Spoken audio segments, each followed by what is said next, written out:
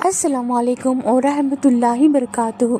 दरगाह शरीफ के बाद हम सीधा खाने के लिए आए, जो कि कल एक बड़ा सा होटल मिला था तिम्मप्पा। इसी तरह से यहाँ पर मलपे का एक तिम्मप्पा सेकेंड होटल था, जहाँ पर हमने फ़िश खाई।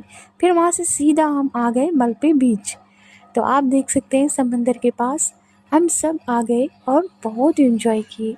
कम से कम 3 या 4 घंटे इधर ही रुके रहे, फ़ोटो शूट किए, एंजॉय किए, पानी में इधर उधर घूमे। और आप देख सकते हैं थोड़े जूस वगैरह भी पिए, मैं वीडियो नहीं ले सकी। तो आप देख सकते हैं बीच के पास बहुत ही खूबसूरत नज़ारा था, शाम का वक्त था, बहुत ही मज़ा आया, एंजॉय किए सब मिलकर। तो आप देख सकते हैं बहुत ही अच्छी तरह से ज़ोर से लहरें आ रही थी और वहाँ पर हमें रोक भी रहे थे कि मत जाए, तो पुलिस भी थी और सबको दे रही थी हॉर्न। तो यही था लास्ट हमारा। चलिए मिलते हैं, बाय, अल्लाह हाफ़िज़।